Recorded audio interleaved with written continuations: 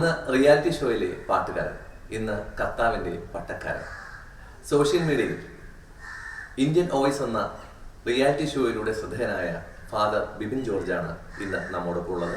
ക്രൂശിതനേ ഉദ്ധിതനേ മർത്യനെ കാത്തിടണേ, ക്രൂശിതനേ ഉദ്ധിതനേ മർത്യനെ കാത്തിടണേ, എന്നെ പൊതിഞ്ഞു പിടിക്കണമേ, തിന്മ കാണാതെ കാക്കണമേ, എന്നെ പൊതിഞ്ഞു പിടിക്കണമേ, തിന്മ കാണാതെ കാക്കണമേ. ഈശോ നിൻ ഹൃത്തിനുള്ളിൽ, ഈശോ നിൻ മേലങ്കിക്കുള്ളിൽ, ഈശോയെ നിൻ രൂപം കാണുമ്പോൾ നിൻ മുഖം ശോഭിതമാകും.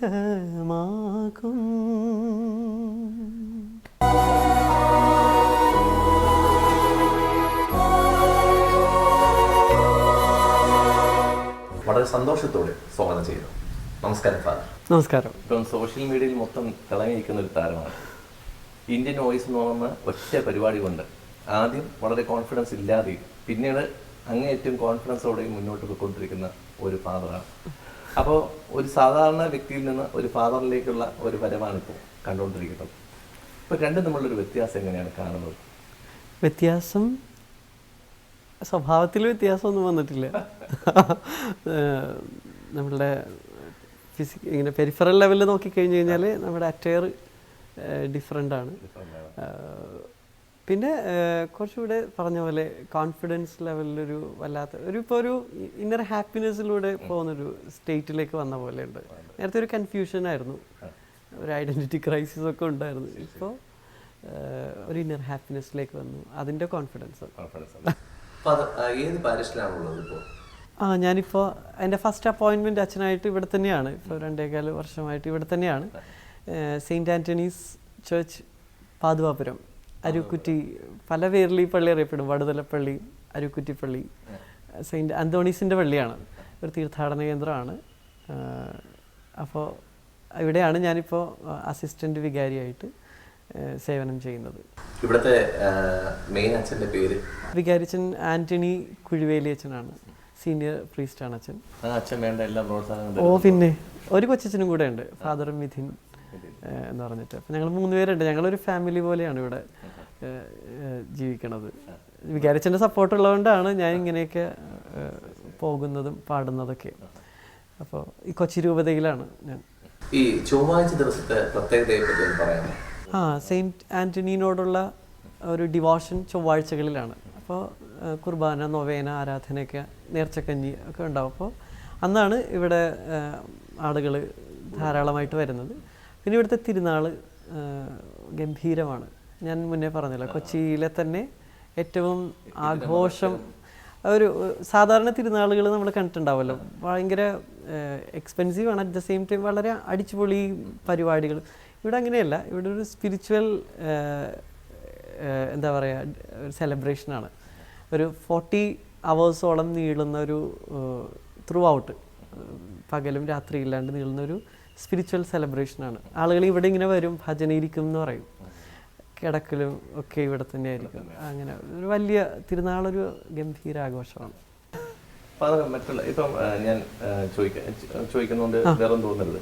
ഇപ്പം ഫാദർ ഏറ്റവും കൂടുതൽ പാടുന്നതും ഇഷ്ടപ്പെടുന്നതും AR റഹ്മാനെ പോലുള്ള അടിപൊളി ഗാനങ്ങളാണ്. അപ്പം ഫാദർ ഇപ്പോൾ ഒരു വൈദികനാണ്.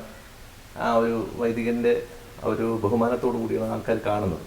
ഇതിനെ എതിർക്കുന്ന ആരെങ്കിലും ഉണ്ടോ സാർ ഇങ്ങനെ പുതിയ ഗാനങ്ങൾ ആലപിക്കുന്നതോടൊക്കെ? സെക്യുലർ സോങ്സ് അല്ലേ? സെക്യുലർ സോങ്സ് ഞാനത് മുന്നേയും പറഞ്ഞിട്ടുണ്ട്. സെക്യുലർ സോങ്സും സീക്രട്ട് സോങ്സും അങ്ങനെ ഒരു അതിന് രണ്ടും ക്ലിയർ ആയിട്ടുള്ളൊരു ഡിസ്റ്റിങ്ഷൻ ഉണ്ട്.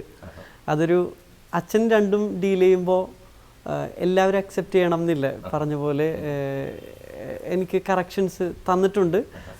നെഗറ്റീവായിട്ട് കമൻസ് ആളുകൾ ചെയ്യാറുണ്ട്. അത് അവരുടെ ഒരു പേഴ്സണൽ ഫ്രീഡമാണ്. അത് അതായത് ഒരു വൈദികൻ ഈശോയുടെ പാട്ടുകൾ മാത്രം പാടാൻ പാടുള്ളൂ.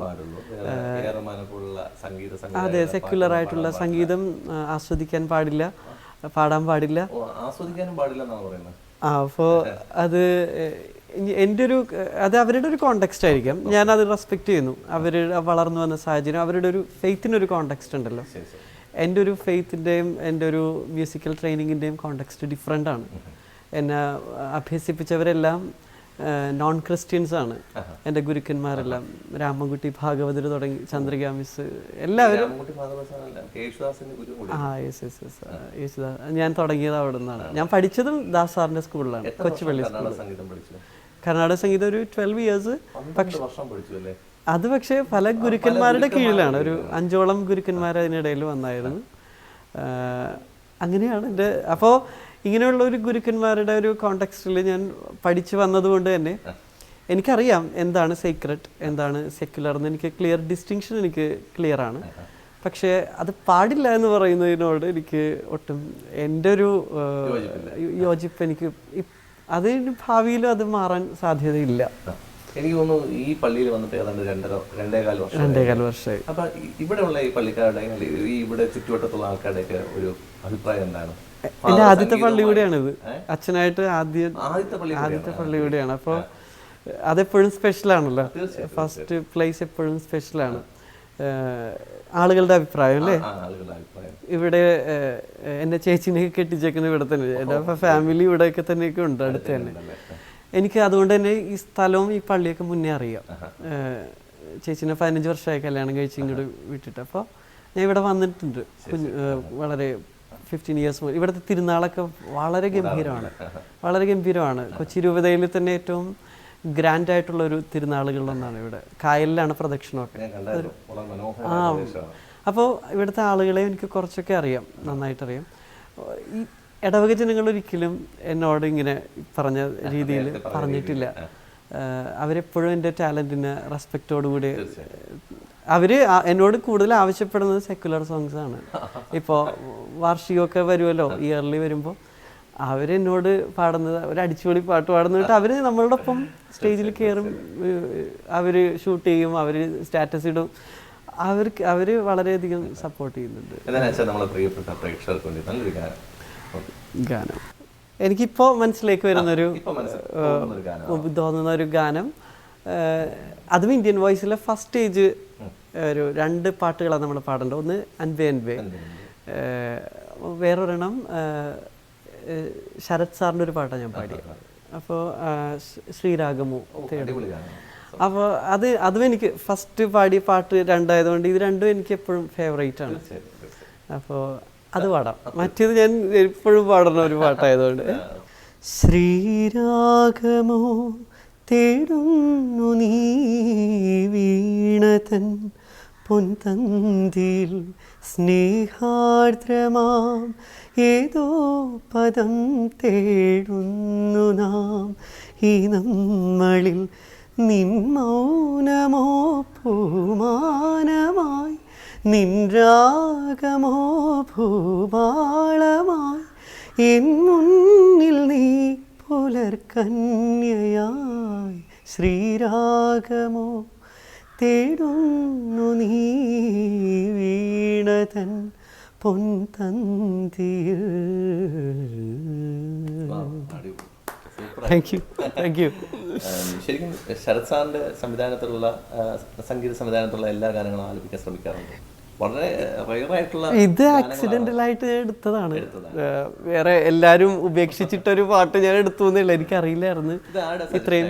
ഈ 2 പാട്ടും ഞാൻ തന്നെ സെലക്ട് ചെയ്തതാണ്. കാരണം ഒരു അതിന് റിയാലിറ്റി ഷോയിലും വരുന്നതിനും മുന്നേ ഒരു 3 ഇയേഴ്സ് ഞാൻ പാട്ടൊന്നും പാടിയിട്ടില്ല. ഞാൻ വേറൊരു ഇന്റർവ്യൂ കേട്ടായിരുന്നു, വേറെ ആർക്കും അറിയില്ലായിരുന്നു താങ്കളൊരു പാട്ടുകാരനാണെന്നുള്ള കാര്യം. അത് ആ ഒരു 3 ഇയേഴ്സാണ്, ഡിഗ്രിക്ക് പഠിക്കുന്ന ഒരു ടൈമിൽ. അത് സംഭവിച്ചതെന്ന് പറഞ്ഞു കഴിഞ്ഞാൽ എൻ്റെ വോയിസിലൊരു കോൺഫിഡൻസ് ഇല്ലായിരുന്നു. വോയിസ് ചേഞ്ച്, വളരെ ഫീബിൾ വോയിസ്. അപ്പോൾ എല്ലാവരും ഞാൻ വന്ന വൺ തിങ്, യേശുദാസ് സാറ് പഠിച്ച സ്കൂളിലാണ് പഠിച്ചത്. അപ്പോൾ എല്ലാവരുടെയും കമ്പാരിസൺ സാറുമായിട്ടാണ്. അപ്പോൾ വളരെ ഗാംഭീര്യമുള്ള ശബ്ദമുള്ള ദാസ് സാറിൻ്റെ ഒപ്പം നമുക്ക് അപ്പോൾ എനിക്കൊരു കോൺഫിഡൻസ് പോയി എൻ്റെ ശബ്ദത്തിൽ. അങ്ങനെയാണ് ആ 3 years ഡിഗ്രി പഠിക്കുന്ന സമയത്ത് ഞാൻ പാടിയിട്ടില്ല. എൻ്റെ അത് ഞാൻ ഈ ഒരു ഷോയിൻ്റെ ഒരു ഓഡീഷന് ആക്സിഡൻ്റലായിട്ട് എത്തിയതാണ്. വളരെ ആകസ്മികമായിട്ട് എത്തി. അതൊരു ക്യാമറയുടെ മുമ്പിലായിരുന്നു, ജഡ്ജസ് ഒന്നുമില്ല, വെറുതെ പാടിപ്പോയി. ഞാൻ ഒരു പ്രായം വരെ എൻ്റെ ഫാമിലി മ്യൂസിക്കിലാണ് എന്നെ വളർത്തിയതും എൻ്റെ ഒരു ഫ്യൂച്ചർ കണ്ടിരുന്നതും. അപ്പോൾ നമ്മൾ സ്റ്റേറ്റ് യൂത്ത് ഫെസ്റ്റിവൽ ലൈറ്റ് മ്യൂസിക്കിന് പ്രൈസൊക്കെ വാങ്ങി സ്കൂളിൽ കൊണ്ടുവരുന്നു, പത്രങ്ങൾ വരുന്നു, കുറേ റെക്കോർഡിങ്സ് ഒക്കെ ഉണ്ടായിരുന്നു ആ സമയത്ത്.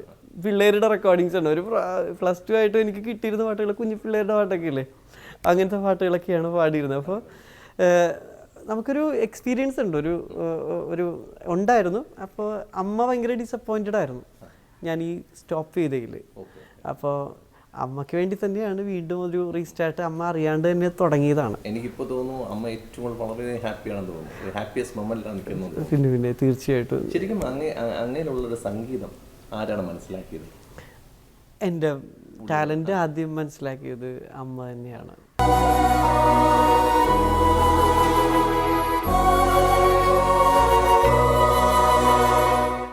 അമ്മ ഒരുപാട് പ്രാർത്ഥിച്ചു നല്ലൊരു ടാലൻ്റ് ആയിട്ടുള്ള ഒരു കുട്ടിയെ കിട്ടണമെന്ന്. അതെ, അന്നത്തെ ഞങ്ങളുടെ സാഹചര്യം ഡിഫറെൻ്റ് ആയിരുന്നു.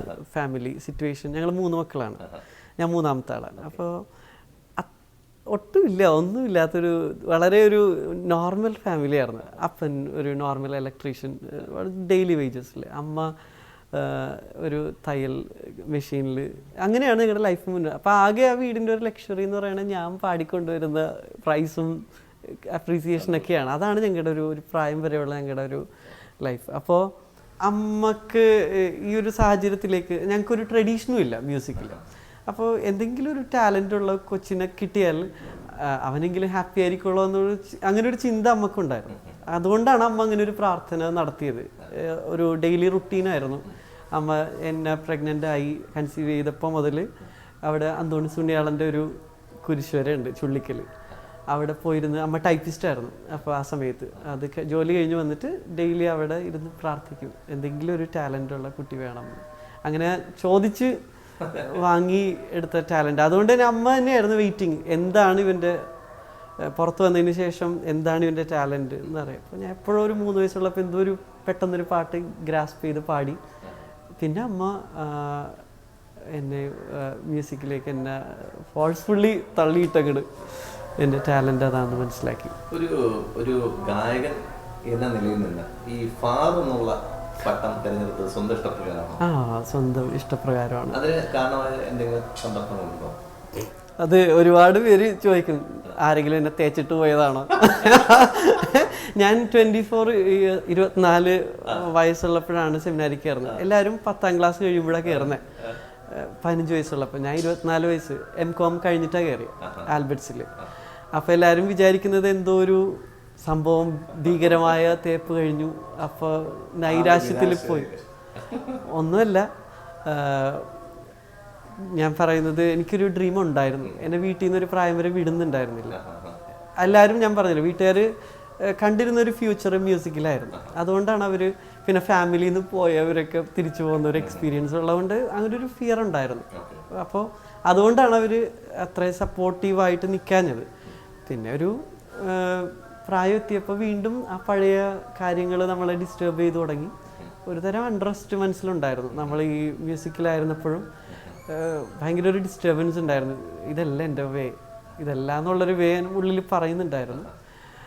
അപ്പോൾ ഞാൻ തന്നെ അതിന് വളരെ എന്താ പറയുക, ഒരു സൂപ്പർ നാച്ചുറൽ എക്സ്പീരിയൻസസ് ഒക്കെ നമുക്ക് പറയാം, പുറത്തുള്ളവർക്ക് അത് മനസ്സിലാവുന്നില്ല.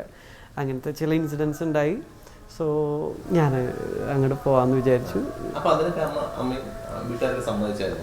അമ്മയായിരുന്നു ഏറ്റവും കൂടുതൽ വിഷമിച്ചത് അപ്പോഴും. കാരണം ഇത് തന്നെയാണ്, മ്യൂസിക് പോകും എന്നുള്ളൊരു ഭയമായിരുന്നു അമ്മക്ക്. അമ്മയായിരുന്നു ഡിസപ്പോയിൻറ്റഡ്. അമ്മ പറഞ്ഞു, എടാ നിനക്ക് എന്തെങ്കിലും പ്രണയമുണ്ടോ, ഞങ്ങൾ നടത്തിത്തരാം, അങ്ങനെയൊക്കെ പറഞ്ഞായിരുന്നു. അപ്പോൾ അമ്മയായിരുന്നു. ഞാൻ സെമിനാരി കയറിയിട്ടും ഒരു 2-3 വർഷം വരെ അമ്മ ഭയങ്കര ഡിസപ്പോയിൻറ്റഡും ആയിരുന്നു, വിഷമത്തിലായിരുന്നു, ഭയങ്കര ദുഃഖമായിരുന്നു. പക്ഷേ ഒട്ടും ഞാൻ വിചാരിക്കാത്ത ഒരാളായിരുന്നു ആ സമയത്ത് എനിക്ക് സപ്പോർട്ടായിട്ട് വന്നത്, എൻ്റെ അപ്പച്ചൻ. അപ്പം പറഞ്ഞു ഇപ്പം പണ്ട് പറഞ്ഞിരുന്ന കാര്യമല്ലേ ഇപ്പോഴും പറയുന്നുണ്ടെങ്കിൽ അവൻ പോട്ടെ എന്ന് പറഞ്ഞ് വളരെ അപ്പച്ചനധികം സംസാരിക്കില്ല, ഒരു സൈലൻറ്റ്. ഇപ്പം ഇല്ല, ആൾ മരിച്ചിട്ട് 3 വർഷമായി. എൻ്റെ ഓർഡിനേഷൻ ഒന്നും കാണാനുണ്ടായില്ല. അപ്പനായിരുന്നു ആക്സിഡൻ്റലായിട്ട് ഇങ്ങനെ പറഞ്ഞത്. അതെനിക്കൊരു സർപ്രൈസായിരുന്നു. അപ്പം അങ്ങനെയാണ്. പിന്നെ ഇപ്പോൾ ഏറ്റവും കൂടുതൽ അമ്മ ആണ് സന്തോഷിക്കുന്നത്. ഞാൻ പറഞ്ഞു ഡിക്സൺ ചേട്ടൻ പ്രായത്തിൽ എന്നേക്കാളും മൂത്തതാണെങ്കിലും ഞാൻ ചേട്ടൻ എന്നാണ് വിളിക്കുന്നത്. പക്ഷെ എൻ്റെ ഒരു കൂട്ടുകാരനാണ്. ഡിക്സൺ ചേട്ടൻ ഹാൻഡിക്യാപ്ഡ് ആണ്. ഡിക്സൺ ചേട്ടൻ വീൽ ചെയറിലാണ് ഡിക്സൺ ചേട്ടൻ്റെ ലൈഫ്. പക്ഷെ ആ മനുഷ്യൻ്റെ കൂടെ ഇരിക്കുമ്പോൾ ഒരു ശാരീരികമായ ഒരു കുറവുള്ള ആളായിട്ട് ഇന്നേ വരെ എനിക്ക് ഫീൽ ചെയ്തിട്ടില്ല. ഡിക്സൺ ചേട്ടൻ്റെ ചുറ്റും എപ്പോഴും ഒരു ഫ്രണ്ട് സർക്കിളുണ്ട്. ഡിക്സൺ ചേട്ടനായിട്ട് കറങ്ങാൻ പോകാനും ഒക്കെ. ഡിക്സൺ ചേട്ടന് പ്രണയ വിവാഹമായിരുന്നു. ഡിക്സൺ ചേട്ടനെ പ്രേമിച്ചിട്ട് മീനു വീട്ടിൽ നിന്ന് ഇറങ്ങിപ്പോന്നു. അവർക്ക് ഇന്നിപ്പോൾ ഒരു കുട്ടിയുണ്ട്. എല്ലാവരും ഒന്നുമില്ലാന്ന് ഈസ്റ്ററിന് പറയാൻ പറ്റിയ ഒരാളാണ്. എനിക്ക് തോന്നുന്നു ഈസ്റ്റർ മെസ്സേജ് എന്ന് പറയുന്നത് ഡിക്സൺ ചേട്ടൻ്റെ ലൈഫ് നോക്കാം, ഒന്നുമില്ല എന്ന് വിചാരിക്കുന്നിടത്ത് നിന്ന് ഒരു ഇൻസ്പിറേഷനായിട്ട് പലർക്കും ആ മനുഷ്യൻ ഇപ്പോഴും ജീവിക്കുന്നുണ്ട്. ശ്രീനിവാസ സാറാണല്ലേ ഏറ്റവും വലിയ ഒരു ഫാൻ എന്ന് പറഞ്ഞാൽ? ശ്രീനി സാറ് എനിക്ക് ഞങ്ങൾ തമ്മിൽ എന്തോ ഒരു സംതിങ് ഒരു സ്പെഷ്യൽ ബോണ്ട് ഉണ്ട്. ഇവിടെ വന്നിട്ടുണ്ട്, ഈ പള്ളിയിലൊക്കെ വന്നിട്ടുണ്ട്, ഗെറ്റ് ടുഗദർ ഉണ്ടായി. ഞങ്ങൾ ഇവിടെ സാറ് വരുമ്പോൾ, സാറ് ക്രൗൺ പ്ലാസയിലാണ് സ്റ്റേ ചെയ്യുന്നത്, അപ്പോൾ സാറ് വരുമ്പോൾ വിളിക്കും.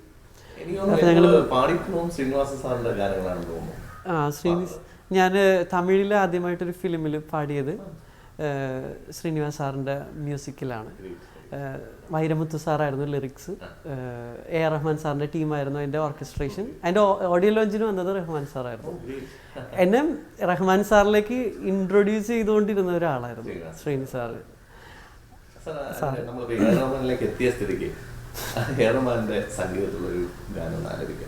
കുറുക്ക് സിരിത്തവളേ എന്ന കുങ്കുമത്തെ കരച്ചവളേ, നെഞ്ചിൽ മഞ്ചൾ തെച്ചു കൂടിക്കയിൽ എന്ന കൊഞ്ചം പൂസിതായേ,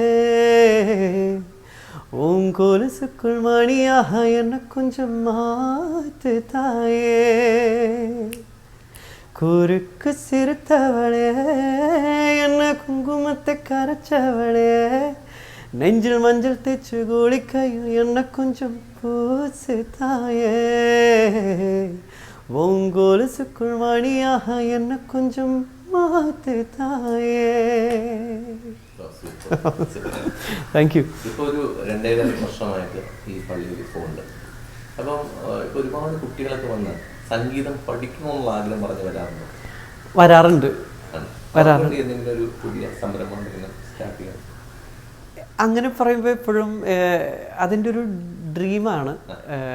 പിന്നെ ഒരു ന്യൂ പ്രീസ്റ്റ് ആണെന്നുള്ളതിൻ്റെ ഒരു എക്സ്പീരിയൻസ് ഇല്ലായ്മയും കിടക്കുന്നുണ്ട്. പെട്ടെന്ന് അച്ഛനായപ്പോൾ ഇങ്ങനെ കുറേ മീഡിയാസും റെക്കോർഡിങ്സും ഒക്കെ ഇങ്ങനെ വരുന്നു. അപ്പോൾ അതിങ്ങനെ ഡീൽ ചെയ്താണ് ഞാൻ ഇത്രയും നാൾ പോയിരുന്നത്. ഇപ്പോൾ ഞാൻ അതിൽ നിന്നൊക്കെ ഒരു പോസ് ചെയ്തിട്ട് I need to contribute something എന്നുള്ളൊരു എൻ്റെ ആ ഒരു ഡ്രീമിലേക്കാണ് ഞാൻ ഫോക്കസ് ചെയ്യുന്നത്. അതിൻ്റെ ഒരു ഇനീഷ്യൽ സ്റ്റേജ് എന്ന് പറയാൻ പറ്റും. ഞാനൊരു സക്ര മ്യൂസിക്ക എന്ന് പറഞ്ഞൊരു 2 months പിള്ളേരുടെ വെക്കേഷൻ ടൈമാണിത്. അപ്പോൾ ഒരു 2 months ഒരു മ്യൂസിക്കൽ ട്രെയിനിങ് കോഴ്സ്, അതിൻ്റെ ഓഡീഷനൊക്കെ കഴിഞ്ഞു. 35 സ്റ്റുഡൻസിന് മാത്രമാണ്. അപ്പോൾ അവരെ മാത്രം ഓഡീഷൻ ചെയ്തു. ബിഗ് നമ്പർ എടുക്കാൻ പറ്റില്ല ഒരു മ്യൂസിക്കൽ ട്രെയിനിങ് ആയതുകൊണ്ട്. ഒരു ചർച്ച് ക്വയർ, വോക്കൽ എക്സസൈസിൻ്റെ ഒക്കെ ഒരു കാര്യങ്ങൾ പറയുന്നതിന് വേണ്ടി അങ്ങനെ ഒരു ടീമിനെ ഫോം ചെയ്തു. April 11th അതിൻ്റെ ഇനോഗ്രേഷനാണ്. അങ്ങനെ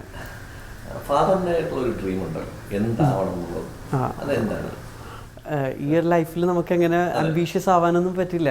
കാരണം ദൈവമാണ് ഫിക്സ് ചെയ്യുന്ന പല കാര്യങ്ങൾ. ഞാൻ ചൂസ് ചെയ്തതെന്ന് പറയാൻ പറ്റില്ല ഈ ഒരു ലൈഫ് പോലും. അപ്പോൾ ഓരോ ദിവസവും ഓരോ രീതിയിലാണ് ദൈവം ഗൈഡ് ചെയ്യുന്നത്. എങ്കിൽ പോലും എനിക്കൊരു നമുക്കൊരു ഫോക്കസ് ഇല്ലെങ്കിൽ നമുക്കൊന്നും യെസ്. അപ്പോൾ ഒരു ഫോക്കസ് ഉണ്ട് എനിക്ക്. അതൊരു മ്യൂസിക് തെറാപ്പിയുമായിട്ട് റിലേറ്റ് ചെയ്താണ് ഇരിക്കുന്നത്.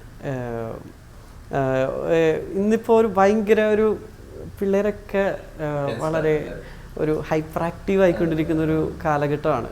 ഹൈ ബീറ്റ് മ്യൂസിക്കും എല്ലാം അങ്ങനെയാണ് എല്ലാവരും പ്രിഫർ ചെയ്യുന്നത്.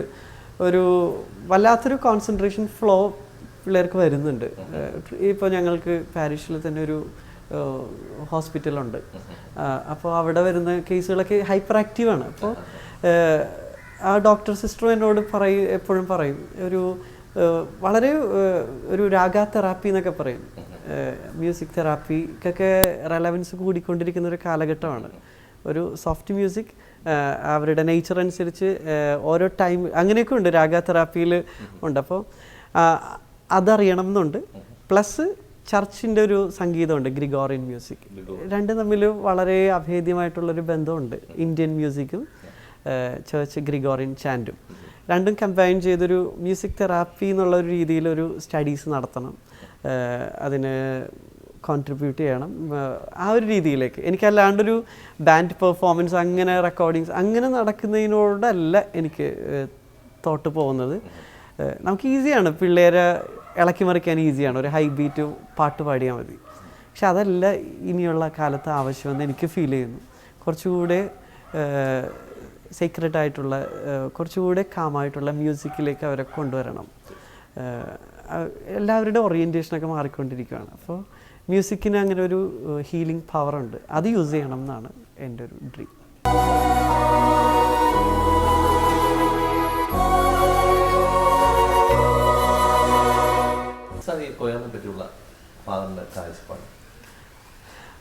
ക്വയർ അതൊരു എപ്പോഴും ഒരു വിവാദ മേഖലയാണ്. അത് എൻ്റെ കാഴ്ചപ്പാടല്ല, അത് കത്തോലിക്ക സഭയുടെ ഒരു കാഴ്ചപ്പാടാണ്. ക്വയർ എപ്പോഴും, ക്വയറിനെ പറ്റി ഞാനത് പലയിടങ്ങളിലും പറഞ്ഞിട്ടുണ്ട്. പക്ഷെ അത് നമ്മുടെ ഒരു എന്താ പറയുക, തോട്ട് സിസ്റ്റം റോങ് ആയിട്ട് കിടക്കുവാണ് നമ്മുടെ കേരള കൾച്ചറിൽ. നേരത്തെ പറഞ്ഞ പോലെ സീക്രട്ട് മ്യൂസിക്കും സെക്യുലർ മ്യൂസിക്കും തമ്മിലൊരു ക്ലിയർ ഡിഫറൻസ് ഉണ്ട്. എനിക്ക് ഇഷ്ടപ്പെട്ട, ഞാനൊരു എക്സാമ്പിൾ പറയാം. ഇഷ്ടപ്പെട്ടൊരു, ഞാൻ ചില കുക്ക് ചെയ്യുന്ന ഷോസൊക്കെ കാണും യൂട്യൂബിൽ. അപ്പോൾ ആബിദ റഷീദ് എന്ന് പറയുന്ന ഒരു കുക്ക് ചെയ്യുന്നവരുണ്ട്. അവർ ഈ അടുത്ത് വളരെ എനിക്കത് ഭയങ്കര രസമായിട്ട് ഫീൽ ചെയ്തു. അവരിങ്ങനെ ഒരു മട്ടൺ കുക്ക് ചെയ്യുമ്പോൾ അവർ പറയുമായിരുന്നു, ഈ ഒരു പെർട്ടിക്കുലർ മീറ്റിൻ്റെ ഫ്ലേവർ മാറ്റലല്ല ഷെഫിൻ്റെ ജോലിയെന്ന്, അതിനെ ആ പെർട്ടിക്കുലർ മീറ്റിൻ്റെ ഫ്ലേവറിനെ എൻഹാൻസ് ചെയ്യുന്ന കാര്യങ്ങൾ വേണം ഇവിടെ, അല്ലാണ്ട് എല്ലാത്തിനും ചിക്കൻ്റെയും എല്ലാം ഒരൊറ്റ ഇതില്ല എന്നാണ് പറയുമായിരുന്നു. സെയിം തിങ് തന്നെയാണ് ചർച്ച് ക്വയർ എന്ന് പറയുമ്പോൾ അതിന് കൃത്യമായ ഡിഫറൻസ്. ഇന്നെന്ന് പറഞ്ഞാൽ ഒരു ഫിലിം സോങ് ഡീൽ ചെയ്യുന്ന അതേ രീതിയിൽ തന്നെയാണ് ദേവാലയ സംഗീതത്തിലും എല്ലാം അപ്ലൈ ചെയ്യുന്നത്. ഓർക്കസ്ട്രേഷൻ ആണെങ്കിലും സംഗീതമാണെങ്കിലും സാഹിത്യമാണെങ്കിലും വളരെ ദയനീയമായ അവസ്ഥയാണ്. ഒരു ഫിലിം സോങ് കേൾക്കുന്ന അതേ രീതിയിൽ തന്നെയാണ് ദേവാലയ സംഗീതം ഡീൽ ചെയ്യുന്നത്. ഹൈ ബീറ്റും ഇല്ല, ദേവാലയ സംഗീതത്തിന് കൃത്യം ഇൻസ്ട്രക്ഷൻസ് സഭ പറഞ്ഞിട്ടുണ്ട്. അതൊന്നും അറിയാൻ കേൾക്കാൻ പോലും താല്പര്യമില്ല. നമ്മൾ പറഞ്ഞാൽ പോലും പലർക്കും ഇഷ്ടമാവുന്നില്ല എന്നുള്ളത് ഇത് എനിക്കൊരു ക്വയർ കൾച്ചർ കൂടെ റൈറ്റ് ആയിട്ടുള്ള ഒരു പെർസ്പെക്റ്റീവിൽ ഉണ്ടാക്കാനായിട്ട് പറഞ്ഞു കൊടുക്കണം എന്നുകൂടെ ഒരു ജെന്യുവിൻ ആഗ്രഹമാണ്. ഇതൊക്കെ അപ്പോൾ വന്നു പോണ കാര്യങ്ങളല്ല, ഇതൊരു ജെന്യുവിൻ ആഗ്രഹം കൂടിയാണ്. എങ്ങനെയായിരിക്കണം ഒരു ശരിയായ ക്വയർ? അതിന് നല്ലൊരു റെഫറൻസാണ് നമ്മുടെ ജെറി അമൽദേവ് സാറൊക്കെ, നല്ലൊരു റെഫറൻസാണ്. സാർ ഇപ്പം ഒരുപാട് പ്രോഗ്രാംസ് ആയിട്ട് വിദേശത്തൊക്കെ പോയല്ലോ, അതിൻ്റെ അനുഭവങ്ങളൊന്ന് പങ്കുവയ്ക്കാമോ? അനുഭവം എപ്പോഴും നല്ലതാണ്. ഓരോരുത്തരും ഓരോ ഡിഫറെൻ്റ് എക്സ്പീരിയൻസസ് ആണല്ലോ. അവിടെ ഒരു ഫാദർ എന്നുള്ള റെസ്പെക്റ്റോടെയാണോ എല്ലാവരും കാണുന്നത്? അതൊരു സംഗീതജ്ഞൻ എന്നുള്ള രീതിയിലാണ് കാണുന്നത്? പാട്ടുകാരനായ അച്ഛൻ അങ്ങനെയാണ് അവർ കോണ്ടാക്ട് ചെയ്തത്. അവർ പക്ഷേ നമ്മളുടെ ആ ഒരു സ്റ്റാറ്റസിനെ അവർ റെസ്പെക്റ്റ് ചെയ്യുന്നുണ്ട്. നമ്മൾ ഇപ്പോൾ അവർ സെക്യുലർ സോങ്സ് പാടാൻ ആവശ്യപ്പെട്ടാലും അവർ ഒരു പരിധി വിട്ട് നമ്മളങ്ങനെ ഡിസ്ട്രാക്റ്റ് ഒന്നും ചെയ്യാറില്ല. ഞാൻ അങ്ങനെ പോയി കുറച്ച് സ്ഥലങ്ങളിൽ പോയി. അത് ഡയസിസിൻ്റെ പെർമിഷനൊക്കെ ഉള്ളതുകൊണ്ടാണ് പോകുന്നത്. നമ്മൾക്ക് ഡയസിസ് നന്നായിട്ട് സപ്പോർട്ട് ചെയ്യുന്നുണ്ട്. രണ്ടും പാടാറുണ്ട്. ആളുകൾ രണ്ടും ഈക്വലി ഞാൻ പാടുമ്പോൾ അപ്രീഷിയേറ്റ് ചെയ്യുന്നതായിട്ടാണ് എനിക്ക് ഫീൽ ചെയ്യുന്നത്. രണ്ടും അപ്രീഷിയേറ്റ് ചെയ്യാറുണ്ട്. അതെ. പിന്നെ ഒരു ഷോയൊക്കെ ആകുമ്പോൾ അതിങ്ങനെ ഒന്ന് എൻഡിലോട്ട് വരുമ്പോൾ അവർ കുറച്ചുകൂടെ ഫിലിംസ് അടിച്ചുപൊളി പാട്ടുകളൊക്കെ ആയിരിക്കും പ്രിഫർ ചെയ്യുന്നത്. അതാണ് ഫാദറിനോട് ഒരാൾ പറയാം ഒരു അടിച്ചുപൊളി പാട്ട് പാടാൻ പറഞ്ഞാൽ ഏത് പാട്ട് പാടും? ഒരു സൽപുത്രൻ പിറന്നടാവണ്ടേ, മഹാധ്യായം തുടക്കമായെന്ന് ഇതിക്കൊട്ടും മുഴങ്ങിടും. നമ്മുടെ പ്രേക്ഷകർ അതാണ് ആഗ്രഹിക്കുന്നത് ഫാദറിൽ നിന്ന്. എന്തായാലും ഒത്തിരി സന്തോഷമുണ്ട് ഫാദർ. അതുപോലെ തന്നെ ഫാദറിന് ഞാൻ കേട്ടിട്ടുണ്ട് ഈ കൊച്ചിക്കാരനായതുകൊണ്ട് തന്നെ ഒരുപാട് സംഗീത പ്രേമികളുണ്ട്, സംഗീതജ്ഞരുണ്ട് അവിടെയൊക്കെ തന്നെ. അവിടെ വെച്ച് ഇൻസ്പയർഡ് ആയിട്ടുള്ള ഒരാളാണ് എനിക്ക് തോന്നുന്നു മെഹബൂബ് അല്ലേ? മെഹബൂബ്, എനിക്കൊരു അങ്കിളുണ്ട്, ബാബു എന്നാണ് അങ്കിൾ, നമ്മുടെ അനിയനാണ്. അപ്പോൾ അങ്കിള് കുഞ്ഞിലെ മുതലേ അങ്കിൾ കുറേ മുസ്ലിം ഫ്രണ്ട്സ് ഉണ്ട്. അപ്പോൾ അവർക്കിങ്ങനെ കൊച്ചി അറിയാലോ, ഒരു കൾച്ചർ എല്ലാം ഉണ്ട്. ബുദ്ധിസ്റ്റ് ഉണ്ട്, ജൈനിസ്റ്റ് ഉണ്ട്, Christians, Muslims, Hindus, almost juice ഉണ്ട്. അപ്പോൾ വല്ലാത്തൊരു മിക്സഡ് കൾച്ചറാണ്. എല്ലാവരും ഒന്നിക്കണ ഒരു കാര്യം എന്ന് പറയുന്നത് മ്യൂസിക്കാണ്. കൊച്ചിയിലെ മ്യൂസിക്കിനെ അങ്ങേയറ്റം ഇൻഫ്ലുവൻസ് ചെയ്തിട്ടുള്ള ഒരാളുണ്ട്, മെഹബൂബിക്കയുടെ പാട്ടുകൾ അങ്കിള് ഇങ്ങനെ കുഞ്ഞിലെ എപ്പോഴും ഇക്കയുടെ കാര്യങ്ങൾ പറയും, പാട്ടുകൾ കേൾപ്പിക്കും. അങ്ങനെ ഇപ്പോൾ എന്തോ ഒരു ഞാൻ കണ്ടിട്ട് പോലും ഇല്ല, ആ ഒരു മനുഷ്യനോട് വല്ലാത്തൊരു സ്നേഹമുണ്ട് ഉള്ളിൽ. അദ്ദേഹം ഇങ്ങനെ കല്യാണ വീടുകളിലൊക്കെ പോയി ഹാർമോണിയമായിട്ട് ഗസൽസും പുള്ളി തന്നെ കമ്പോസ് ചെയ്യുന്ന പാട്ടുകളൊക്കെ വളരെ കോമഡി ആയിട്ടുള്ള കാര്യങ്ങളൊക്കെയാണ്, സറ്റയറായിരിക്കും ചില കാര്യങ്ങളൊക്കെ. അപ്പോൾ അങ്ങനത്തെ പാട്ടുകളൊക്കെ പാടിയിരുന്ന കൊച്ചിയുടെ സ്വന്തം പാട്ടുകാരൻ മെഹബൂബ്. അപ്പോൾ ഞാൻ പാടാറുണ്ട് ആ പാട്ടുകളൊക്കെ. ഞാൻ മെഹബൂബിക്കയുടെ പെട്ടെന്ന് വരുന്നൊരു പാട്ട്, വണ്ടി പുകവണ്ടി വണ്ടി വണ്ടി നിന്നെപ്പോലെ വയറിലെനിക്കും തീയാണേ, വണ്ടി വണ്ടി നിന്നെപ്പോലെ വയറിലെനിക്കും തീയാണേ, തെണ്ടി നടന്നാൽ 2 പേർക്കും കയ്യിൽ വരുന്നത് കായാണേ, തെണ്ടി നടന്നാൽ 2 പേർക്കും കയ്യിൽ വരുന്നത് കായാണേ, കായാണേ വണ്ടി പുകവണ്ടി. ഭയങ്കര രസമാണ് മെഹബൂബിക്കയുടെ പാട്ടുകൾ.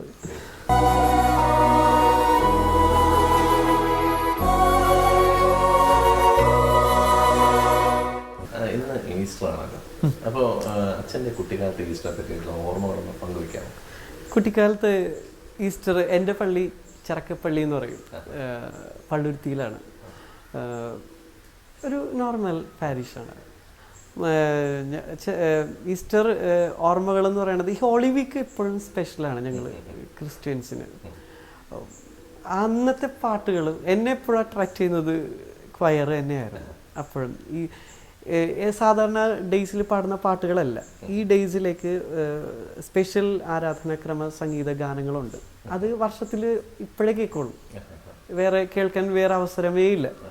അപ്പോൾ അതിങ്ങനെ ആ ഗാനങ്ങൾ അതിൻ്റെയൊക്കെ ട്യൂൺ ഒട്ടും കോംപ്ലിക്കേറ്റഡ് ഒന്നുമല്ല, എല്ലാവർക്കും പാടാൻ പറ്റിയ, എന്നാൽ പല കൈൻഡ് ഓഫ് ഇമോഷൻസ് മനസ്സിൽ.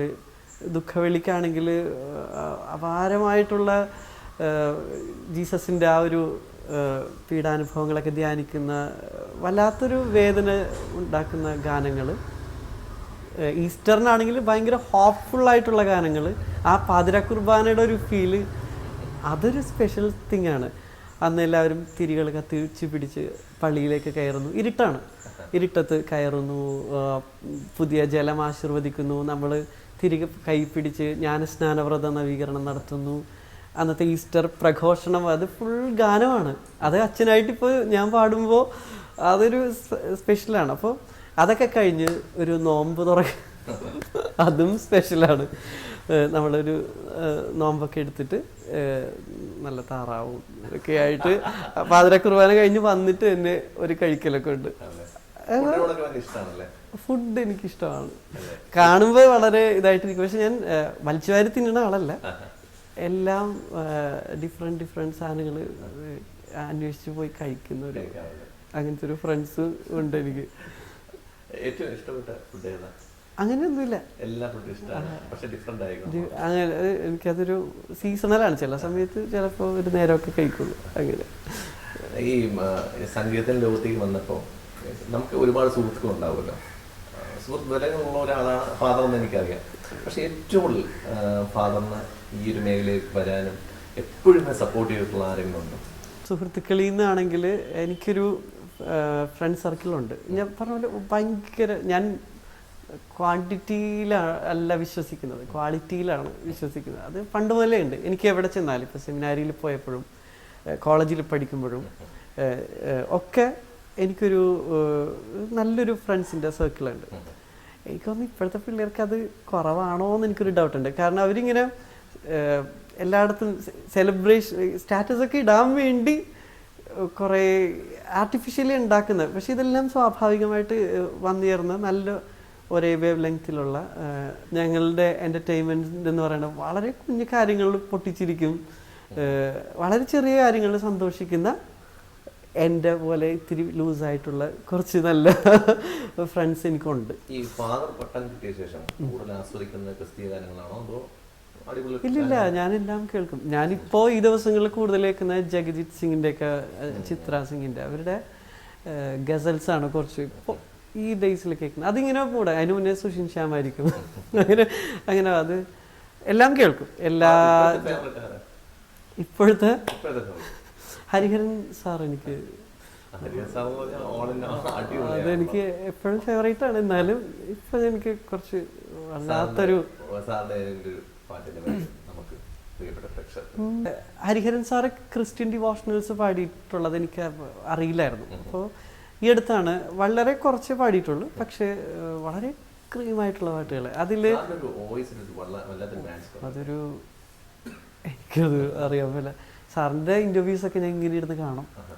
അപ്പോൾ സാറ് പാടിയൊരു ക്രിസ്ത്യൻ ഡിവോഷണൽ സോങ് ഈ അടുത്ത് ശ്രദ്ധയിൽപ്പെട്ടു. അത് ഒന്ന് പാടാം. ആകാശവും മഴവില്ലും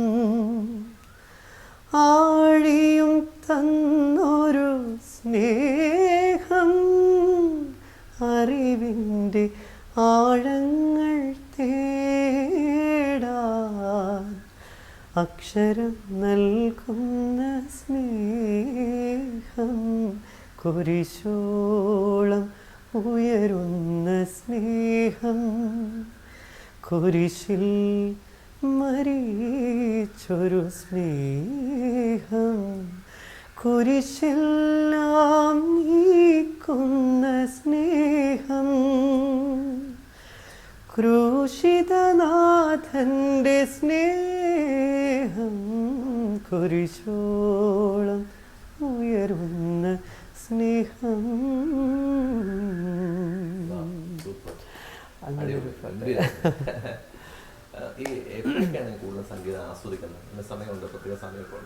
എനിക്കൊരു ടൈം ടേബിളൊക്കെ ഉണ്ട്. എനിക്കൊരു പ്രൈവറ്റ് ടൈമുണ്ട്. അത് എത്ര തിരക്കാണെങ്കിലും, ഇപ്പോൾ ഈ ദിവസങ്ങളിൽ ഹൗസ് ബ്ലെസ്സിങ്ങും ഒക്കെ നടക്കുവാണ്. എത്ര തിരക്കാണെങ്കിലും ഞാൻ പാട്ട് കേൾക്കാനും, പാടൽ കുറവാണ്, പ്രാക്ടീസ് അങ്ങനെയൊന്നുമില്ല, കുറവാണത്. അത് പണ്ടും അങ്ങനെ തന്നെയാണ്. കുറേ കേൾക്കും പാട്ട്. ഞാൻ പറഞ്ഞില്ല, ഇതൊരു ഇന്നേറ്റാണ് എൻ്റെ ഒരു ടാലൻ്റ് എന്ന് പറയുന്നത്. അപ്പോൾ എനിക്ക് ഈസിയാണ് കുറച്ച്, അതൊരു അഹങ്കാരമായിട്ടല്ല പറയുന്നത്, എനിക്ക് ഈസിയാണ് പാട്ട് എന്ന് പറയുന്നത്. അങ്ങനെ എല്ലാവരും ഇടുന്ന എഫേർട്ട് എനിക്ക് ഇടേണ്ട ആവശ്യം വരാറില്ല പൊതുവേ. പെട്ടെന്ന് ഗ്രാസ്പ് ചെയ്യും, പെട്ടെന്ന് ഈസിയാണ് വോയിസിന്. അപ്പോൾ പാട്ട് കേൾക്കാനും വായിക്കും ഞാൻ. മ്യൂസിക് മാത്രമല്ല, സെക്കുലർ റീഡിങ് എനിക്കുണ്ട്. അപ്പോൾ അതിനൊക്കെ എനിക്കൊരു പ്രൈവറ്റ് ടൈമുണ്ട്. ഞാനിപ്പോൾ ലാസ്റ്റ് വായിച്ചു കഴിഞ്ഞത് പ്രശാന്ത് നായരുടെ ലൈഫ് ബോയ്, ഒരു കൈൻഡ് ഓഫ് സൈക്കോളജിക്കൽ, ഈ നമ്മുടെ സോഷ്യൽ വാല്യൂസിനെയൊക്കെ നോക്കുന്നൊരു ബുക്ക്. IAS പ്രശാന്ത് നായർ. ഇപ്പോൾ വായിക്കുന്നത് ജെറി അമൽദേവ് സാറിൻ്റെ ഓട്ടോബയോഗ്രഫിയാണ്, എനിക്കെല്ലാം സംഗീതമാണ് എന്ന് പറയുന്നത്. ബ്യൂട്ടിഫുൾ ബുക്കാണ് അത്. വായിച്ചിട്ടുണ്ട്. അയ്യോ, അങ്ങനൊന്നും നമ്മൾ വല്ല എനിക്കങ്ങനെ എഴുതാൻ ടാലൻ്റ് ഉണ്ട്. അതറിഞ്ഞത് സെമിനാരിൽ വന്നിട്ടാണ്. എൻ്റെ spiritual father Joy Joseph Arakkal, Alappuzha രൂപതയിലെ വൈദികനാണ്. അച്ഛനും ഒരു സൈക്കോളജിസ്റ്റൊക്കെയാണ്, മോറൽ തിയോളജിയനാണ്, ഡോക്ടറേറ്റ് മോറൽ തിയോളജി. അച്ഛനാണ് എന്നെ എഴുതാനും വായിക്കാനൊക്കെ ഇൻസ്പയർ ചെയ്തത്. അച്ഛൻ നിർബന്ധിച്ചിട്ടാണ് ഞാൻ ആദ്യമായിട്ട് എഴുതിയതും. ആർട്ടിക്കിൾസൊക്കെ എഴുതിയിട്ടുണ്ട്, എഴുതാറുണ്ട്. ഈ അടുത്തും എഴുതിയായിരുന്നു ലേഖനങ്ങൾ. അല്ലാണ്ട് എനിക്ക് വലിയ കാര്യങ്ങളൊന്നും അറിയില്ല. നമ്മൾ വളരെ നോർമൽ മനുഷ്യൻ. അതിനുള്ള ഉത്തരം. അതെ, സംഗീതം ഒപ്പം ഈ ഷുവർ ഞാൻ ഇത്രയും എൻ്റെ പഴയ വീഡിയോസൊക്കെ എടുത്ത് നോക്കുമ്പോൾ ഞാൻ കാണും മുഖമൊക്കെ ഭയങ്കര ഡള്ളാണ്. പക്ഷെ ഇപ്പോൾ വളരെ ഹാപ്പിയാണ് ഞാൻ. ഫാദറിനോട് ഏറ്റവും കൂടുതൽ ആൾക്കാർ ആവശ്യപ്പെടുന്ന ഒരു ഗാനം ഏതായിരിക്കും? അൻപേ അൻപേ. അതാണ്. ഫാദറിനെ ഫാദറാക്കിയ പാട്ട്. പിന്നെ ഈശോ എഴുന്നള്ളുമീ എന്ന് പറഞ്ഞൊരു പാട്ട്. എഴുന്നള്ളുമീ അത് ഓക്കെ പാടാം. ഈശോ എഴുന്നള്ളുമീ നിമിഷം എത്ര മോഹനം ആത്മാവിൽ പൂമഴയായി സ്വർഗനാഥനിൽ ആഗതനായി സാഷ്ടാംഗം പ്രണമിച്ചിതാ എൻ്റെ ജീവിതം തരുന്നു ഞാൻ. ഇതെനിക്ക് സ്റ്റീഫൻ ചേട്ടനാണ് സെലക്ട് ചെയ്ത് തന്നത്. ഈ പാട്ട് ഇന്ത്യൻ വോയിസിൽ പാടിയ പാട്ടാണിത്. ഡിവോഷണൽ റൗണ്ടിൽ എനിക്ക് എൻ്റെ വോയിസിന് പറ്റിയ പാട്ടെന്ന് പറഞ്ഞു തന്ന പാട്ടാണ്. എപ്പോഴും ഈ നമ്മുടെ വോയിസുമായി സിമിലർ ആയിട്ടുള്ള ഒരു വോയിസ് എന്ന് എപ്പോഴും പറയാറുണ്ടല്ലോ. അപ്പം ശ്രീനിവാസ സാറിന്റെ ഒരു വോയിസുമായിട്ട് വളരെ സിമിലർ ആയിട്ടുള്ള ഒരു വോയിസ് ആണ് സാർ. ആണോ? എനിക്കറിയില്ല. ആണോ? ഓക്കെ. ഈശ്വര ശ്രീനി സാറ് കേൾക്കണ്ട. അങ്ങനെ ആരെങ്കിലും പറഞ്ഞിട്ടുണ്ട്? ഞാൻ ആ ഫിലിം സോങ് സാറിന്റെ മ്യൂസിക് തന്നെയാണ് ഞാൻ പാടിക്കഴിഞ്ഞിട്ട്. അപ്പോൾ സുജാ ചേച്ചിയാണ് പറഞ്ഞത്, ശ്രീനി പാടുന്ന പോലെ ഫീൽ ചെയ്യുന്നു എന്നിങ്ങനെ പറഞ്ഞു. അപ്പോൾ അതൊരു നെഗറ്റീവാണ് എനിക്ക്. എനിക്ക് തോന്നുന്ന കുറച്ച് ഞാൻ സാറിൻ്റെ വോയിസ്, സാറാണല്ലോ ട്രാക്ക് പാടി തന്നത്, ഞാനതിങ്ങനെ ഒരു നമ്മുടെ ആദ്യത്തെ കുഞ്ഞാണ് തമിഴില്. അപ്പോൾ ഒരു 1000 എബവ് എങ്കിലും കേട്ടിട്ടുണ്ടാവും ഞാനത് പാടുന്നതിന് മുന്നേ. അപ്പോൾ നാച്ചുറലി ഭയങ്കരമായിട്ട് സാറിൻ്റെ ഡിക്ഷനും മോഡുലേഷനും എല്ലാം അതേപടി കോപ്പി ചെയ്താൽ ഞാൻ പാടി. അപ്പോൾ അത് ഭയങ്കരമായിട്ടൊരു മിമിക്രി പോലെ ആയോന്ന് എനിക്കൊരു ഡൗട്ടുണ്ട്. വളരെ മനോഹരമായിട്ടാണ് തോന്നിയത് ആ സമയത്ത് ശബ്ദവും. എനിക്ക് അങ്ങനെ ഒരു ശ്രീനിവാസ സാറിന്റെ വോയിസുമായിട്ട് സിമിലാരിറ്റി തോന്നിയെങ്കിലും പക്ഷെ അതിന് പ്രത്യേക സൗന്ദര്യം ഉണ്ടായിരുന്നു പാടിയപ്പോൾ. സാർ അന്ന് ഇന്ത്യൻ വോയിസിന്റെ ആ ഒരു ഇതിന് പോയപ്പോൾ അവിടെ ശങ്കർ മഹാദേവൻ ഉണ്ടായിരുന്നു, സുജാത ചേച്ചി ഉണ്ടായിരുന്നു, ശ്രീനിവാസ സാർ ഉണ്ടായിരുന്നു. ഈ സാറിന്റെ ഗാനം കഴിഞ്ഞ ശേഷം ഇവരൊക്കെ എന്താ വന്ന് പറഞ്ഞത്? അതിൻ്റെ ആദ്യത്തെ പാട്ടായിരുന്നു ആ സ്റ്റേജിൽ. അതെ, ഞാൻ ആദ്യം ഔട്ടായി പോകുന്നുള്ള ഒരു കണ്ടസ്റ്റൻസിൽ പ്രെഡിക്റ്റ് ചെയ്ത ഒരാളുകളിലൊന്നായിരുന്നു. കാരണം ഞാൻ പറഞ്ഞില്ലേ, കോൺഫിഡൻസ് ഇല്ലായിരുന്നു. എൻ്റെ വോയിസ് ഇങ്ങനെയാണ്, ഇതെന്താ ഇങ്ങനത്തെ വോയിസ്, വളരെ ഫീബിളാണ്, കേരളത്തിലെ പാട്ടുകാരെന്ന് പറഞ്ഞാൽ വളരെ ഗാംഭീര്യം എന്നൊക്കെ അങ്ങനെ എന്തോ ഒരു തെറ്റായ, പക്ഷേ എല്ലാവർക്കും അവരുടേതായ യൂണിക് വോയിസ് ഉണ്ട്, വോയിസ് ടെക്സ്ചർ ഉണ്ടെന്നൊക്കെ ഇന്ത്യൻ വോയിസിലെത്തിയാണ് എനിക്ക് മനസ്സിലായത്. എങ്കിൽ പോലും അത് കുറേ മുന്നേ പോയപ്പോഴാണ് അതിനെപ്പറ്റിയൊരു ധാരണ വന്നത്. ഡിഫറെൻറ്റ് കൈൻഡ്സ് ഓഫ് വോയിസ് ഉണ്ട്, ടെക്സ്റ്റേഴ്സ് ഉണ്ട്, അതിങ്ങനെയാണ് എന്നൊക്കെ. അനന്ത് വൈദ്യനാഥ് എന്ന് പറഞ്ഞ വോക്കൽ എഞ്ചിനീയറാണ് അതിനെപ്പറ്റിയൊക്കെ പറഞ്ഞത്. അത് കുറേ കഴിഞ്ഞു. ഇന്ത്യൻ വോയിസ് ഫസ്റ്റ് പാടിയ പാട്ടിനെ പറ്റിയാണ് ഈ ചോദിക്കുന്നത് എന്നോട്. ആ സമയത്ത് ഇതൊന്നുമില്ല. അപ്പോൾ എൻ്റെ ഗ്രൂമിങ് എല്ലാം ഫ്ലോപ്പായിരുന്നു. എൻ്റെ ലാസ്റ്റ് റിഹേഴ്സൽ പോലും ആ ഫ്ലോറിൽ ഫ്ലോപ്പായിരുന്നു. പക്ഷേ ഒരു ദൈവമായിട്ട് തന്നൊരു ചാൻസ് ആയിരുന്നു അത്. ആ ഒരു ഒറ്റപ്പാട്ടാണ് എനിക്ക് എൻ്റെ വോയിസിലുള്ള കോൺഫിഡൻസ് എനിക്ക് തിരിച്ചു തന്നത്. എന്താ സംഭവിച്ചതെന്ന് എനിക്കറിയില്ല. ഞാൻ പാടുന്നുണ്ടായിരുന്നു, എല്ലാവരും കൈയടിക്കുന്നുണ്ട്, എക്സൈറ്റഡ് ആവുന്നുണ്ട്, അവർ സ്റ്റേജിലേക്ക് വരുന്നുണ്ട്, ക്യാഷ് പ്രൈസ് ആയിരുന്നു, 99 മാർക്സ് ആയിരുന്നു. ഇതെല്ലാം ആ ഒരു പാട്ടിൻ്റെ ബലത്തിലാണ് ഞാൻ ഫിനാലയിൽ വരെ എത്തിയത്. പല ഫിലിംസൊക്കെ ആ സമയത്ത് കിട്ടി. ജാസിബ് സാറൊക്കെ വിളിച്ചതെല്ലാം ഈ പാട്ട് കേട്ടിട്ടാണ്. എ റഹ്മാൻ സാർ ആദ്യം അപ്രീഷിയേറ്റ് ചെയ്തത് ഈ പാട്ട് തന്നെ, സാറിൻ്റെ പാട്ട് അൻപേ അൻപേ. അപ്പോൾ എന്താണെന്ന് എനിക്കറിയില്ല, അതൊരു ദൈവത്തിൻ്റെ ഒരു മിറാക്കിളായിട്ടാണ് ഞാനും കാണുന്നത്. കാരണം അതിൻ്റെ എല്ലാം ഫ്ലോപ്പായിരുന്നു. എനിക്കൊരു കോൺഫിഡൻസ് ഇല്ലാണ്ട് ഫൈനൽ ആ ഒരു 4 വരി പ്രാക്ടീസ് ചെയ്തപ്പോൾ പോലും ഞാൻ ടെൻഷൻ അടിച്ച് ക്രൂ ചെയ്തൊരു പയ്യൻ വെള്ളം തന്നു, ശങ്കർ സാർ എഴുന്നേറ്റ് തന്നു, ബിപിൻ കൂൾ എന്നൊക്കെ പറഞ്ഞതൊക്കെ ഓർക്കുന്നുണ്ട് ഞാൻ. പക്ഷെ അതാണ് എൻ്റെ ലൈഫിൽ ഇങ്ങനത്തെ ഒരുപാട് കാര്യങ്ങൾ നടന്നിട്ടുണ്ട്. എൻ്റെ കയ്യിൽ നിൽക്കാത്ത കാര്യങ്ങളാണ് അതെല്ലാം. എനിക്കത് എക്സ്പ്ലെയിൻ ചെയ്യാനും അറിയില്ല.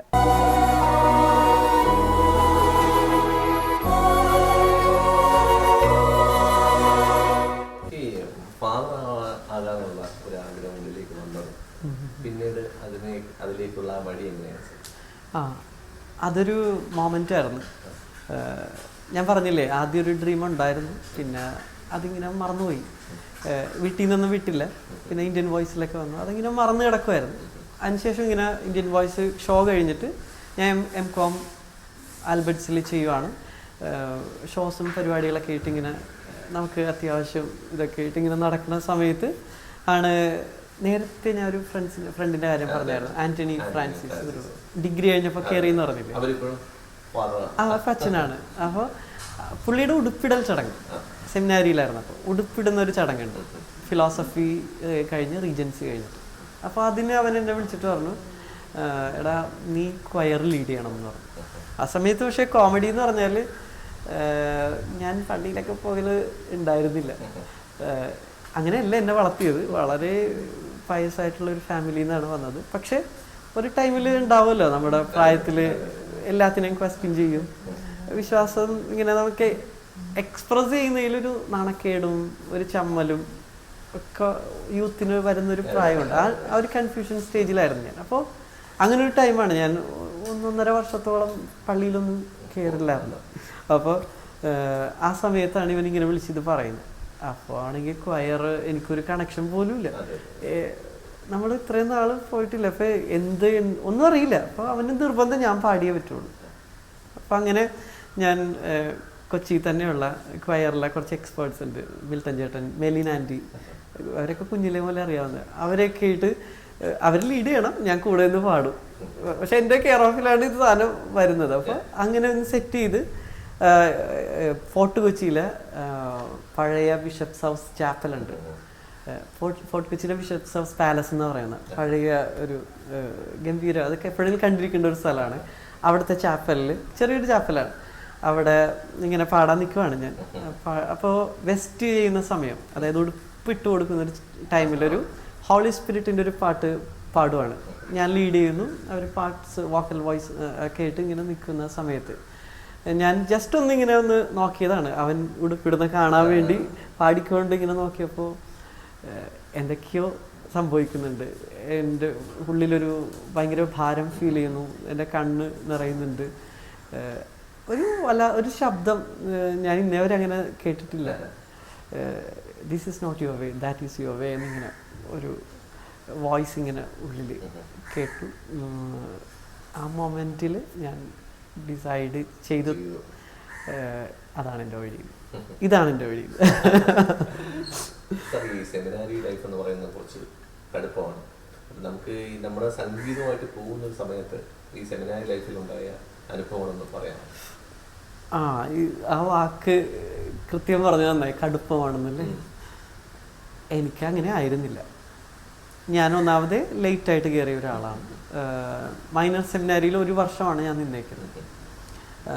പിന്നെ നേരെ മേജർ സെമിനാരിലേക്കാണ് പോകുന്നത്. മേജർ സെമിനാരി എന്ന് പറയുമ്പോൾ ഓൾ ഇന്ത്യ, എല്ലായിടത്തു നിന്നുള്ള എല്ലാവരും ഒന്നിച്ച് താമസിക്കുന്ന ആലുവ കാർമൽഗിരി പൊന്തിഫിക്കൽ സെമിനാരിയിലാണ് ഫിലോസഫിയും തിയോളജിയും 4 വർഷം, ഫിലോസഫി 2 വർഷം പഠിച്ചത്.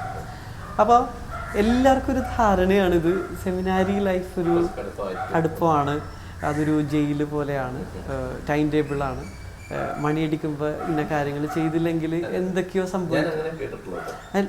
അതൊരു തെറ്റായ ധാരണയാണെന്ന് അതിനകത്ത് ഞാൻ കയറിയപ്പോഴാണ് എനിക്ക് മനസ്സിലായത്. ഞാൻ ഇന്നിപ്പോൾ ഇരുന്ന് സംസാരിക്കുന്നില്ലേ, ഞാനിപ്പോൾ കോൺഫിഡൻ്റ് ആയിട്ട് പാടുന്നില്ലേ, ഇതിനൊക്കെ എന്നെ എക്യുപ്പ് ചെയ്യിക്കാനായിട്ട് അങ്ങേയറ്റം എന്നെ ഇൻസ്പയർ ചെയ്യിച്ചൊരു ഇടമാണ് സെമിനാരി എന്ന് പറയുന്നത്. സെമിനാരി അത് പോസിറ്റീവായിട്ട് നമ്മൾ നിന്ന, വിത്തൗട്ട് മാസ്ക്, നമുക്ക് എങ്ങനെ വേണമെങ്കിലും, അത് സെക്യുലർ ലൈഫിലും അല്ലേ, നമുക്ക് മാസ്ക് ഇട്ടും ജീവിക്കാൻ പറ്റും, അല്ലാണ്ടും ജീവിക്കാം. മാസ്ക് ഇല്ലാതെ സെമിനാരിയുടെ അകത്ത് നിൽക്കുന്ന ഒരു സെമിനാരിക്കാരന് ആ ലൈഫ്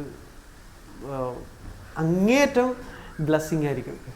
ഇപ്പോൾ റീഡിങ് ആണെങ്കിലും സ്റ്റഡീസ് ആണെങ്കിലും പ്രയറിലാണെങ്കിലും നമ്മൾ എക്സ്പീരിയൻസ് ചെയ്യാത്ത കുറേ വലിയ വലിയ കാര്യങ്ങൾ നമുക്ക് കിട്ടും എന്നുള്ളൊരു അനുഭവമാണ് എൻ്റെ.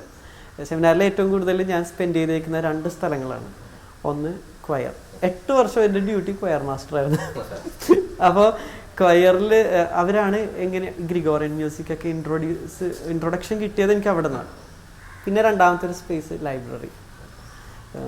ഈ 2 സ്ഥലമാണ്. ഞാൻ പ്ലേ ഗ്രൗണ്ടൊന്നും അത് ഉപയോഗിച്ചിട്ടില്ല. അവിടെ അവിടെ ഒരു രസമാണ് ആ ലൈവ്. അതിൻ്റെ അകത്ത് എനിക്ക് തോന്നുന്നു ഓണമൊക്കെ ഏറ്റവും ഗംഭീരമായിട്ട് ആഘോഷിക്കുന്നത് ഹിന്ദുസ് ഒന്നും അല്ല, ഞങ്ങൾ സെമിനാരിക്കാരാണ്. രാവിലെ തുടങ്ങി രാത്രി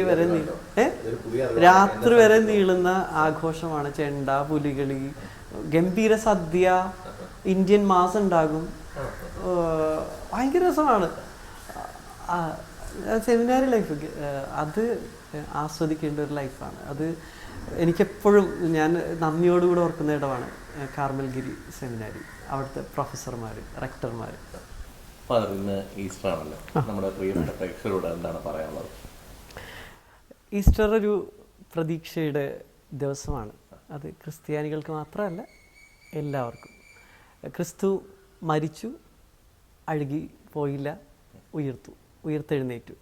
അതേ ശരീരങ്ങളോടുകൂടെ ഉയർത്തെഴുന്നേറ്റു. ഇതാണ് ഈസ്റ്ററിൻ്റെ ഒരു ബേസ് ആയിട്ടുള്ള കാര്യം എന്ന് പറയുന്നത്. ശവകുടീരങ്ങൾക്കൊക്കെ ഇങ്ങനെ നശിപ്പിച്ച് കളയാനകത്ത് എന്തൊക്കെയോ നമ്മുടെ ഉള്ളിലുണ്ടെന്ന് ഉള്ളൊരു തോട്ട് അതിൻ്റെ ഉള്ളിൽ കിടക്കുന്നുണ്ട്. ഇന്നത്തെ വേൾഡിൽ ഇപ്പോൾ കേൾക്കുന്ന വാർത്തകളൊന്നും അത്ര പ്ലസൻ്റ് ആയിട്ടുള്ള സുഖമായിട്ടുള്ള കാര്യങ്ങളല്ല നമ്മൾ വായിക്കുന്നതും കാണുന്നതൊന്നും. അപ്പോൾ എല്ലാവരും വളരെ എന്താ പറയുക, ഒരു നിരാശയിലേക്കൊക്കെ പോയിക്കൊണ്ടിരിക്കുന്ന, ഈവൻ നമ്മുടെ യൂത്ത് പോലും just eat, drink and B Maria, അതിനപ്പുറം അവരൊന്നും കാണുന്നില്ല. മനസ്സിലായോ? അത് എനിക്ക് എങ്ങനെയാ പറയേണ്ടതെന്ന് അറിയില്ല. ഒരു തരം ചാർവാക ഫിലോസഫിയാണ് ഇപ്പോൾ എല്ലായിടത്തും കാണുന്നത്. ജസ്റ്റ് ഭക്ഷണം കഴിക്കുക, എൻജോയ് എന്നുള്ളൊരു വാക്ക് മാത്രമേ എല്ലായിടത്തും കാണുന്നുള്ളൂ. ആഫ്റ്റർ ലൈഫ് അതൊന്നും അവർക്കൊരു വിഷയമേ അല്ല. അതുകൊണ്ടാണ് ഇത്രയും സൂയിസൈഡും കാര്യങ്ങളൊക്കെ കൂടിക്കൊണ്ടിരിക്കുന്നത്. നമ്മുടെ ഉള്ളിൽ മരണത്തിന് നശിപ്പിച്ച് കളയാൻ പറ്റാത്ത ചില പോസിബിലിറ്റീസ് ഒളിഞ്ഞിരിക്കുന്നുണ്ട്. അതിനെ ഒന്ന് ധ്യാനിക്കേണ്ട സമയമാണ് ഈസ്റ്റർ എന്ന് പറയുന്നത്. ഹോപ്പാണ്, പ്രതീക്ഷയാണ് അതിൻ്റെ പിറകിലുള്ള കാര്യം എന്ന് പറയുന്നത്. ക്രിസ്തു അതാണ് നമുക്ക് കാണിച്ചു തന്നത്. അപ്പോൾ കുറച്ചുകൂടെ ഹോപ്പ്ഫുള്ളായിട്ട് ജീവിക്കണം എല്ലാവരും. എൻ്റെ ഈസ്റ്റർ മെസ്സേജ് അത്രേ ഉള്ളൂ. പോസിറ്റീവായിട്ടുള്ള കാര്യങ്ങൾ ചിന്തിക്കുക, സംസാരിക്കുക. നമ്മളായിരിക്കുന്ന ഇടങ്ങളിൽ മനുഷ്യരെയൊക്കെ പോസിറ്റീവാക്കി വെക്കാനായിട്ട് ശ്രമിക്കുക. ഈ ജാടയും പൊങ്ങച്ചൊക്കെ ഡെത്ത് എന്ന് പറയുന്ന ഒരു സാധനത്തിന് മുമ്പിൽ വീണുപോകും. അതിനുശേഷമാണ് നമ്മുടെ റിയൽ ലൈഫ് സ്റ്റാർട്ട് ചെയ്യുന്നത്. അതാണ് ഈസ്റ്റർ ഉയർപ്പ് എന്നൊക്കെ പറയുന്നത്. ഇത്രയും നേരം നമ്മോടൊപ്പം സംഗീതത്തിൻ്റെ മാസ്മരികതയെ പറ്റി ഒരുപാട് കാര്യങ്ങൾ പറഞ്ഞു തരികയും പിന്നെ എന്താ പറയുക, ഒരുപാട് നേരം നല്ല രീതിയിൽ സംസാരിക്കുകയും ചെയ്ത ഫാദറിന് ഒരുപാട് നന്ദിയുണ്ട്. എന്തായാലും ഫാദറിൻ്റെ അവസാന ഒരു ഗാനത്തോടു കൂടിയാണ് ഇന്നത്തെ നമ്മൾ ഈ ഒരു ചെറിയ അഭിമുഖം കൂടെ അവസാനിക്കുന്നത്. ഫാദറിന് ഏറ്റവും ഇഷ്ടപ്പെട്ടൊരു ഈസ്റ്റർ ഗാനം അല്ലെങ്കിൽ ഏതെങ്കിലും ഒരു ക്രിസ്തീയ ഗാനം? അനുപമ സ്നേഹ ചൈതന്യമേ, മണ്ണിൽ പ്രകാശിച്ച വിൺദീപമേ, ഞങ്ങളിൽ നിൻ ദീപ്തി പകരണമേ യേശുവേ. സ്നേഹ